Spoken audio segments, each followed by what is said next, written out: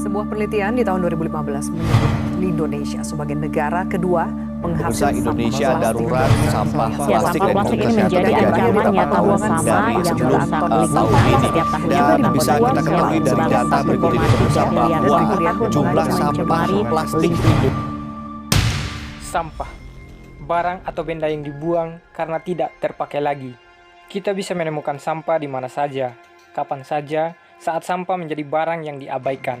Kita pun tidak jarang melihat kata-kata indah yang semata dibuat agar kita bisa membuang sampah pada tempat yang semestinya. Berdasarkan data National Plastic Action Partnership yang dirilis pada April 2020, volume sampah plastik di tahun 2020 mencapai 6,8 juta ton dan tumbuh sebesar 5% setiap tahunnya. Dan Indonesia sendiri, menurut Jambek Research Group, adalah penyumbang sekitar 1,3 juta ton sampah plastik per tahunnya, sehingga menjadikan Indonesia sebagai negara penyumbang sampah plastik ke laut nomor 2 di dunia setelah Tiongkok. Kemudian, sampah plastik yang tidak terkelola di Indonesia mencapai 3,22 juta ton per tahunnya dan diprediksi pada tahun 2025 mencapai 7,4 juta ton per tahun. Sampai saat ini, sampah masih menjadi masalah klasik yang minim solusi. Belum termasuk sampah masyarakat seperti koruptor dan lain sebagainya. Pembuangan sampah yang tidak diurus dengan baik akan mengakibatkan masalah besar.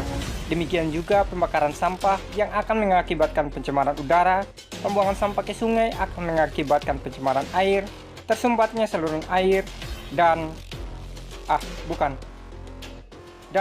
banjir.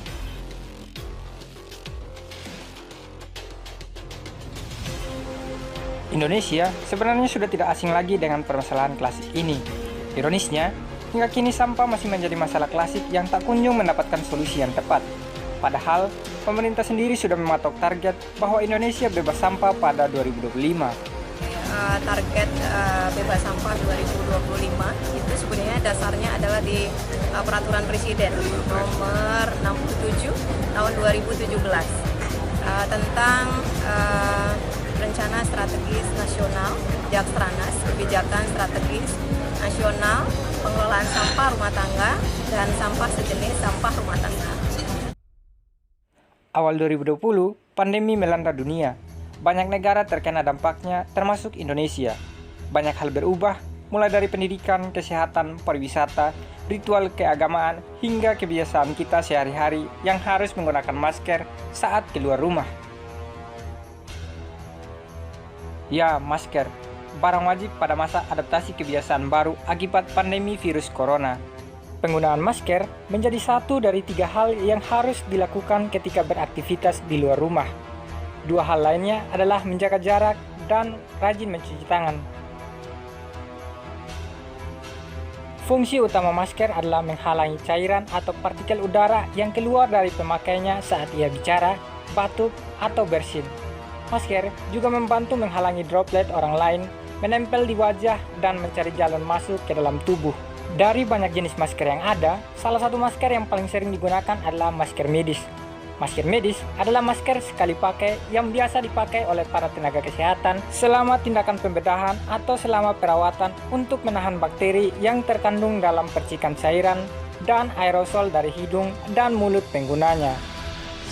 Masker kain dapat dipakai maksimal hanya 4 jam dan harus diganti dengan masker baru dan bersih apabila masker yang dipakai basah atau lembab. Masyarakat disarankan membawa beberapa masker untuk beraktivitas.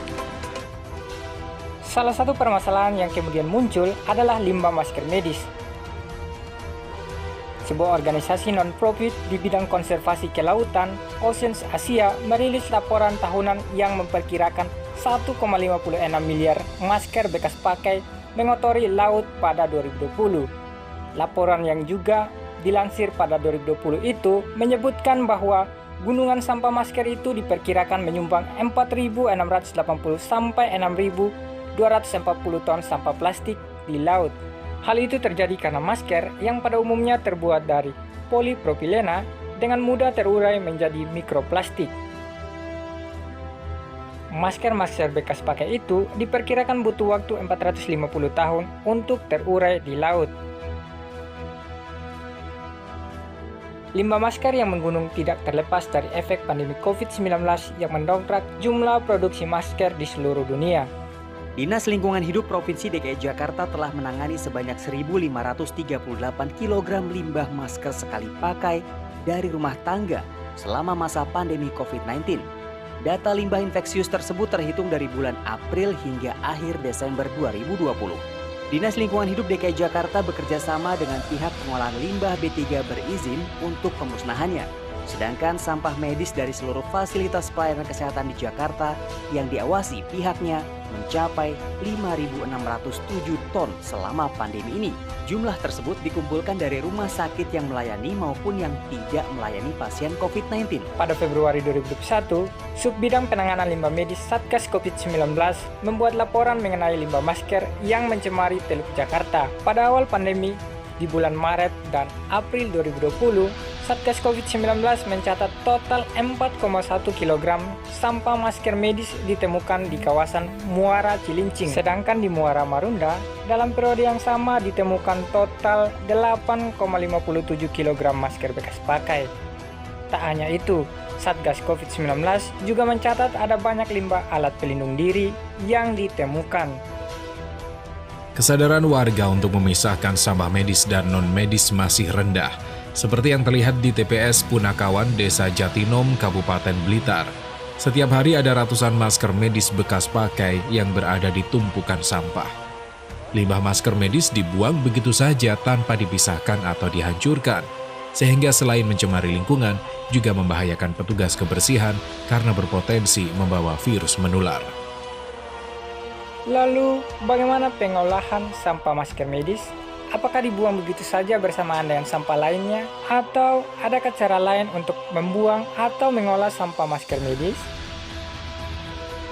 Kementerian Kesehatan sudah mengeluarkan panduan memperlakukan limbah masker. Pada prinsipnya, sebelum dibuang, masker harus disterilisasi dengan deterjen atau disinfektan. Setelah melepas masker, semprot masker menggunakan disinfektan, lalu rendam masker ke wadah khusus untuk mencuci masker. Tuangkan cairan deterjen dan diamkan selama 30 menit. Lalu, bersihkan tangan menggunakan sanitizer atau cuci tangan menggunakan sabun. Setelah direndam selama 30 menit, bilas masker menggunakan air mengalir dan jemur masker hingga kering. Setelah kering, waktunya mengubah bentuk masker menjadi bagian-bagian kecil dengan mengguntingnya satu persatu. Nah, hasil dari guntingan masker tersebut sudah bisa dibuang ke tempat pembuangan akhir dan dipastikan tidak akan menularkan virus pada petugas kebersihan atau menjadikan sampah masker menjadi ekobrik.